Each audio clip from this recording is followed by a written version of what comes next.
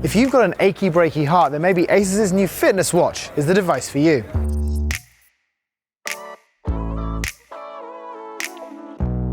This is the VivoWatch SP, and it's an update from the VivoWatch BP that ASUS announced last year. One of the things you'll notice is that the very bulky side of the case has gone. Now it looks very much like any other fitness wearable, and it looks pretty good. The big difference is that as well as an optical heart rate sensor in its natural place underneath, there's also an optical heart rate sensor here on the side. That's paired with an ECG, so that this device will actually do both optical heart rate sensing and an ECG to give you a better, more clear, more thorough picture of your heart's health. Unsurprisingly, the idea is that you will keep this watch on your wrist, and over time it will learn your behavior and give you tips on how to live a healthier life. If you wear it for 7 days, then it will start offering up suggestions on things you can do, exercises you can do in order to have a healthier heart and live that little bit longer.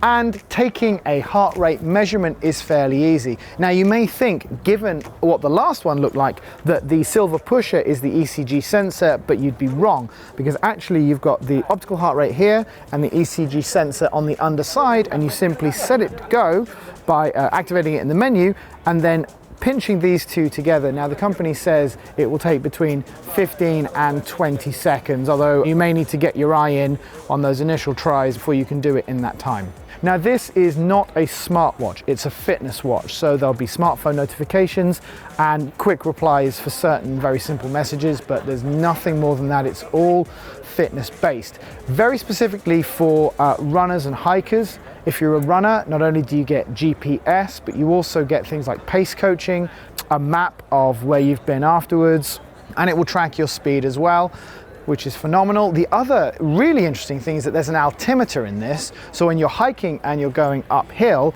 the system will know and will judge your pulse oxygenation accordingly.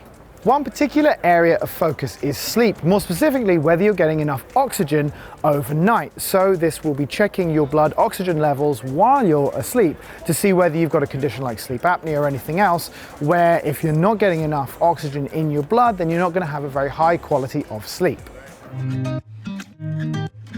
Not only is this a pretty good looking device, but it's also got a very standard set of 22mm quick release bands. So if you're not a particular fan of this rather lovely interpretation of the Mark Newson fold under, and it is very nice, it's very comfortable on the wrist, but you can swap it with any generic 22mm band that you happen to have in your possession. In terms of battery life, you're going to get about 14 days, but with anything like this, it all depends on usage. That 14 days includes you doing about 5 to 6 ECG measurements a day. Obviously that will fall quite considerably if you use it for GPS, but apparently you will get between 20 and 22 hours of GPS out of this device on a charge. That battery life has been achieved because ASUS has used a new super low power reflective display rather than an AMOLED or an LCD, as well as a super low power custom designed system on chip.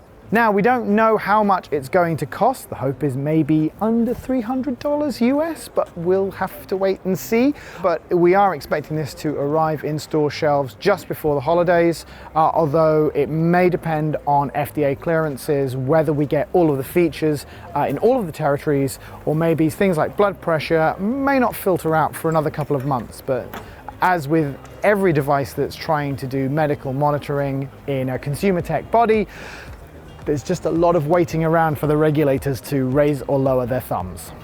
For more information about this and all of the other great products we're seeing here at IFA 2019, keep your browser locked on Engadget.com.